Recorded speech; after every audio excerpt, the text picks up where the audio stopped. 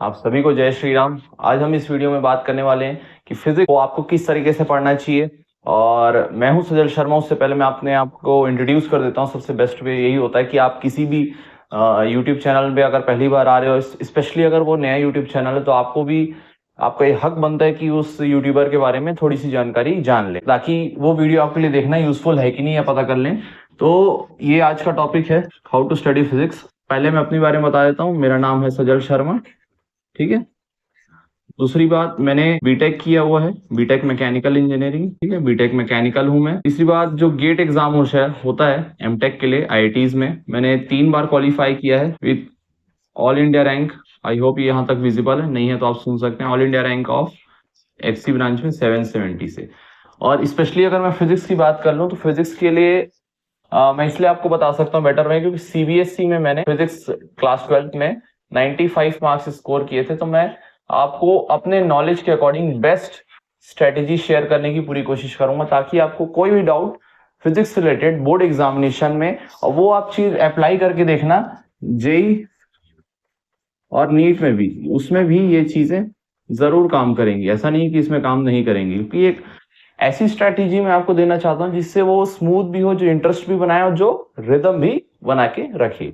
तो सबसे पहली बात, अगर इस चैनल पे आप नए आए हैं, तो अभी कुछ लोग जुड़ना शुरू हुए हैं, तो आपसे भी मेरी ये रिक्वेस्ट है कि अगर इस चैनल से आपको जुड़ना है, अगर आपके जर्नी में आपको लगता है कि गाइडेंस की, प्रॉपर गाइडेंस की डेली बेसिस पे, रेगुलर बेसिस पे अगर जरूरत है, अगर आपको कहीं ना कहीं लगता है कि कुछ टिप्स एंड ट्रिक्स और कोई मोटिवेशन मेरी हेल्प कर सकता है, तो आप इस चैनल से जरूर जुड़ कर जाना, सब्सक्राइब कर लेना, क्योंकि बहुत ही इनिशियल फेज में मेरा चैनल है।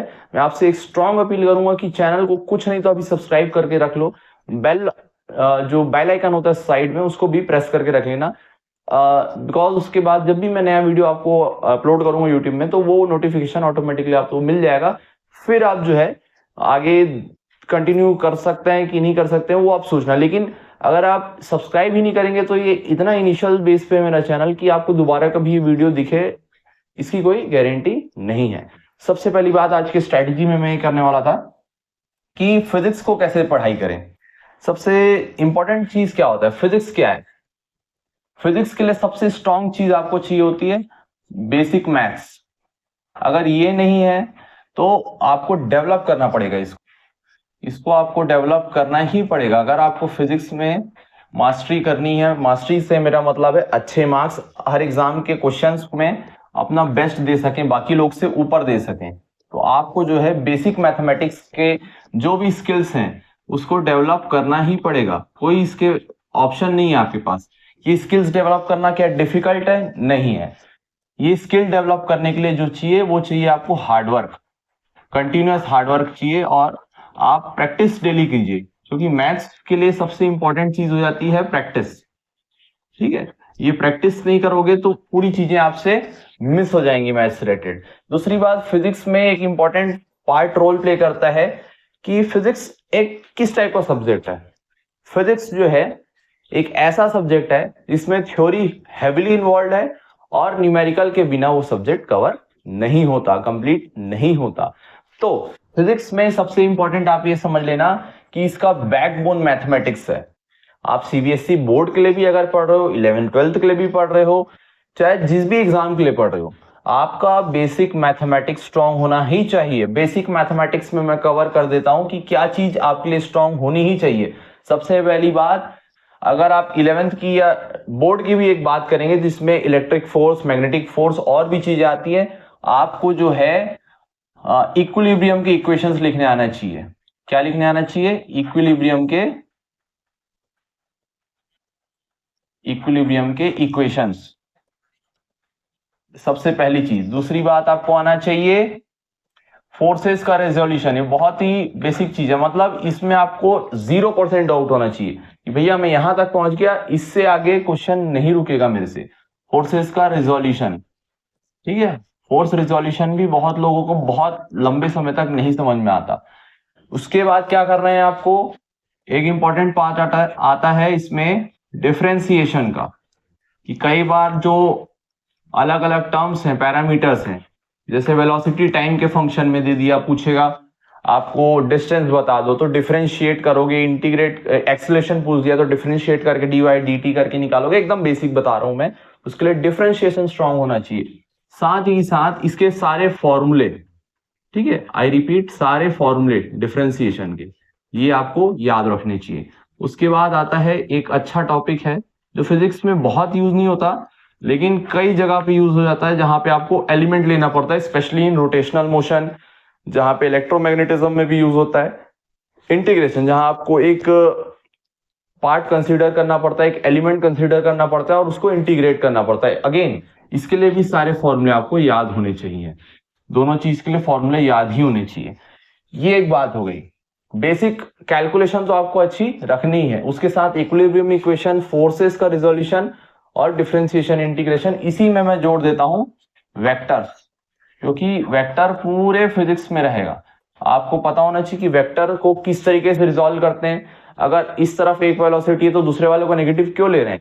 कहीं पे भी वेक्टर क्वांटिटी आती है ना, तो आप ये ध्यान रख लेना, बिना साइन कन्वेंशन के वो क्वेश्चन सही से सॉल्व नहीं होगा। ठीक है, डिस्प्लेसमेंट आ गया, एक्सेलरेशन आ गया, वेलोसिटी आ गया, जर्क की बात हो रही है, उसमें साइन का भी उतना ही महत्व है जितना महत्व मैग्नीट्यूड का है। ठीक है, ये इंपॉर्टेंट बात है, हम इग्नोर करते हैं, उसके कारण से क्वेश्चन करेक्ट वे में सॉल्व नहीं होते हैं। तीसरी बात, फिजिक्स में क्या इंपॉर्टेंट है, फिजिक्स में सिर्फ थ्योरी नहीं चल सकता, सिर्फ न्यूमेरिकल। मैथ्स में भले चल सकता है लेकिन सिर्फ न्यूमेरिकल फिजिक्स में भी नहीं चल सकता। तो क्या चलेगा फिजिक्स में, थ्योरी प्लस न्यूमेरिकल, ये दोनों चीज आपको देखनी पड़ेगी, थ्योरी भी न्यूमेरिकल भी। कोई एक चीज से बात नहीं बन सकती, इसको हमेशा ध्यान रखे रहना आप। कोई एक चीज से बात नहीं बनेगी फिजिक्स में। फिजिक्स में आपको थ्योरी भी चाहिए, आपको न्यूमेरिकल भी इंपॉर्टेंट हो जाता है। तो फिजिक्स में जो है ये तीन चीज आप पहले कर लो। ये तीन चीज सर बस इतना ही, इसके अलावा और कुछ नहीं। भाई आप बेसिक मैथ्स को आप देखने जाओगे ना, तो बेसिक मैथ्स में ना ये मैंने 4 टॉपिक लिखा है, और ईमानदारी से बताना जितने लोग भी वीडियो देख रहे हो, क्या 100% श्योर है कि फोर्सेस रिजोल्यूशन में मेरे से कभी गलती नहीं होगी? क्या 100% श्योर हो कि अगर 4-5 फोर्स है तो मैं इक्विलिब्रियम इक्वेशन बना लूंगा? और अगर कुछ अननोन है तो कहाँ पे मोमेंट लेके, हिंज पे मोमेंट है तो मैं करेक्ट डिस्टेंस फाइंड कर सकता हूँ। ये इक्विलिब्रियम इक्वेशन का ही अंदर का पार्ट है कि अगर यहां से एक फोर्स जा रहा है तो ये परपेंडिकुलर डिस्टेंस मैं कैसे निकालूं। अगर मेरे पास ये वाला एंगल अवेलेबल है और ये डिस्टेंस अपने को पता है, तो और ये वाला एंगल पता है, तो ये डिस्टेंस मैं निकाल सकता हूँ। फिर वो डिस्टेंस इस डिस्टेंस इस फोर्स का परपेंडिकुलर होगा, तब यहाँ पे मोमेंट निकल पाएगा। तो ये इक्विलिब्रियम इक्वेशन का ही पार्ट है। तो क्या आप उसमें श्योर हो? अगर हो तो ये आप टिक लगा लेना। फोर्सेस रिजोल्यूशन, ये फोर्स इंक्लिनेशन में, इसको एक्स में खींचे, इसको वाई में खींचे, सारे ऐसी फोर्सेस को, क्या गलती नहीं होगी, तो बिल्कुल टिक लगा लेना। डिफरेंशिएशन में देखना क्या बेसिक फॉर्मूले आपको आते हैं। हर क्वेश्चन में डिफरेंशिएशन लगेगा, हर आपसे क्वेश्चन बन जाएगा, इसकी कोई जवाबदारी ना मैं ले सकता हूं ना कोई भी बड़ा टीचर ले सकता है। लेकिन क्या आपको बेसिक डिफरेंशिएशन के फॉर्मूले सारे याद हैं? ये आप गारंटी आप ले सकते हो कि डिफरेंशिएशन और इंटीग्रेशन के सारे फॉर्मूले मुझे बाय हार्ट याद हैं। ये आपका पार्ट है। उसके बाद बेसिक मैथमेटिक्स में क्या आता है, जियोमेट्री भी बहुत बड़ा रोल प्ले करता है, चाहे वो 12th के फिजिक्स में हो चाहे वो 11th के फिजिक्स में हो। तो ज्योमेट्री के लिए भी आप ध्यान रखना। ज्योमेट्री मतलब ये एंगल फाइंड आउट करना, ये थ्रू आउट 11th 12th में कई जगह आपका आएगा, और कई जगह आप इसी में डाउट रह जाओगे कि ये एंगल कहां से आए, ये वैल्यू कहां से आए। ज्योमेट्री एंड ज्योमेट्री के साथ क्या चीज हम बनाते हैं, 10th क्लास में पढ़े थे, trigonometry, sine theta, cos theta, इन सब की सारी वैल्यूज कहां पे लग रही हैं याद होनी चाहिए आपको। साइन थीटा, कॉस थीटा, ये सारी चीजें आपको अच्छे तरीके से याद होनी चाहिए। उसी के से क्वेश्चन ना स्पीड वे में सॉल्व होता है, स्पीड से ही कॉन्फिडेंस आता है और स्पीड से ही इंटरेस्ट डेवलप होता है। तो फिजिक्स जो है एक ऐसा सब्जेक्ट है जो आपको चैलेंज जरूर देगा, लेकिन चैलेंज पूरा होने के बाद वो सेटिस्फैक्शन भी बहुत प्रोवाइड करता है। मालूम, फिजिक्स में एक बार आप लय पकड़ लोगे, मोमेंटम बना लोगे ना, तो आप तभी रुकोगे जब आपका फाइनल एग्जामिनेशन पूरा होगा। उससे पहले आपका रुकने का मन ही नहीं होगा। सबसे इंपॉर्टेंट चीज क्या होती है पता है फिजिक्स में? फिजिक्स में बहुत सारे हार्ड इक्वेशंस हैं, बहुत सारे हार्ड क्वेश्चंस हैं।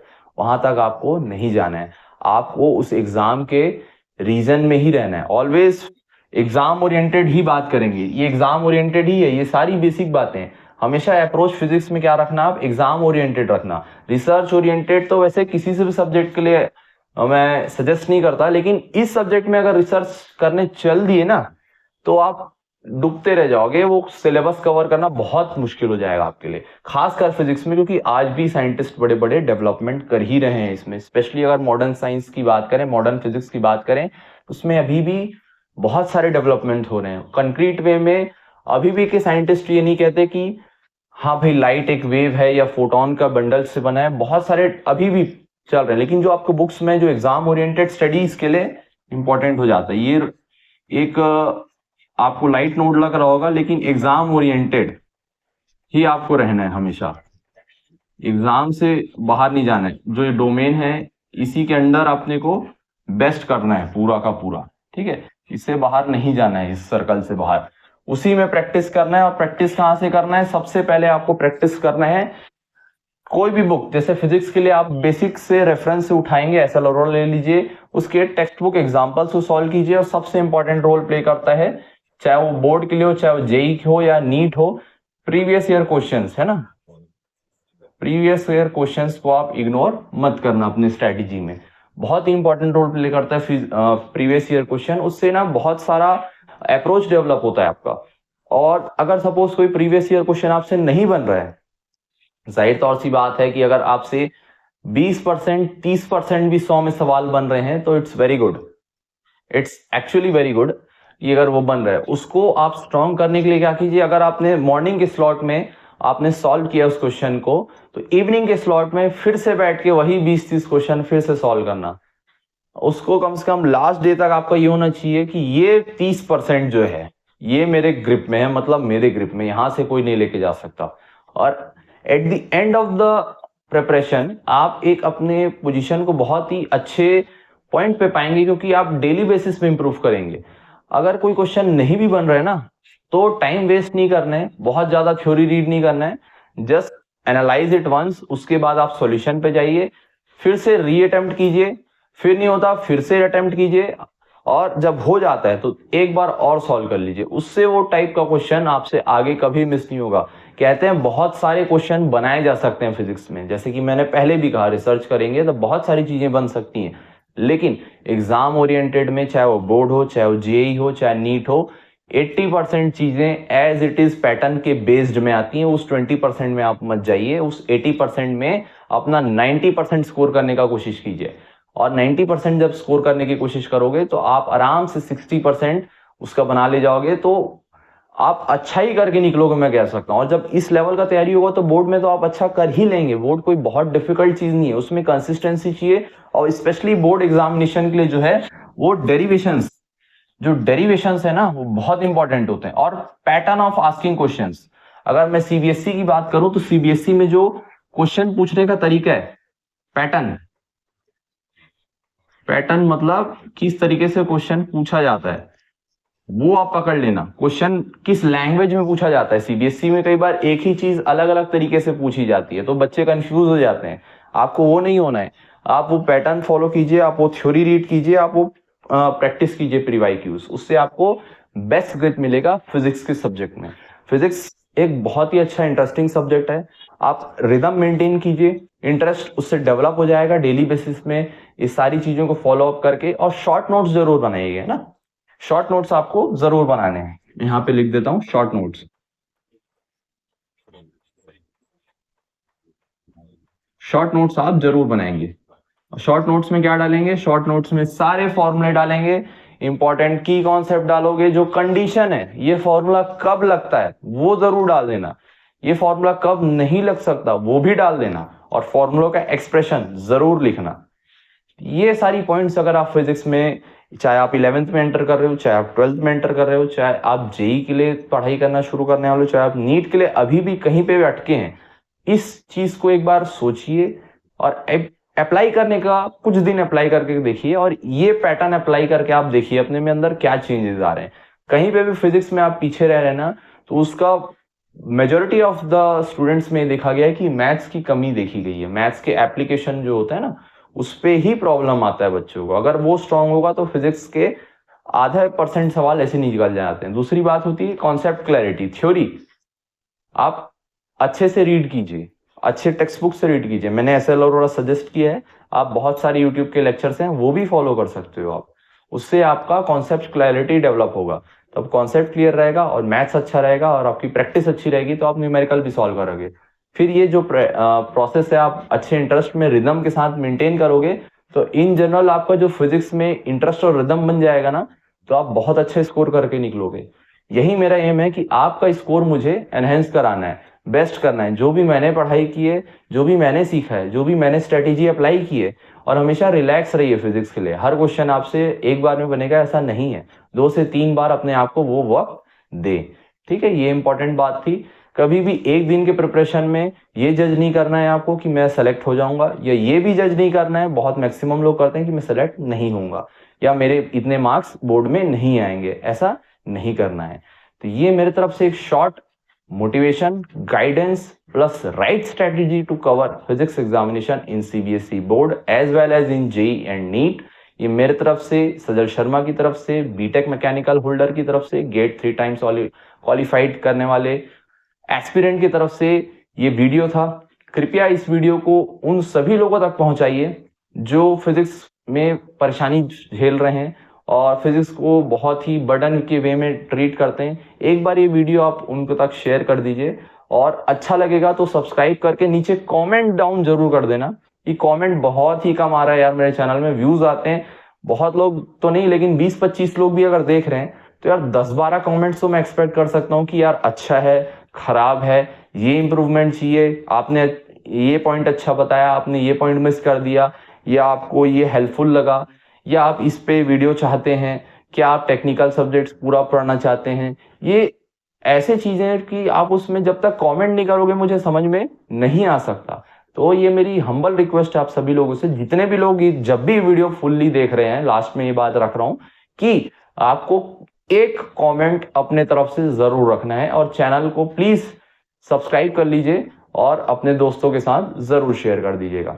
ठीक है जी, तब तक के लिए धन्यवाद। अच्छे से इस स्ट्रैटेजी को अप्लाई कीजिए और अपने अंदर चेंज जरूर पाएंगे, ऐसी मेरी पूरी उम्मीद है। तब तक के लिए जय श्री राम।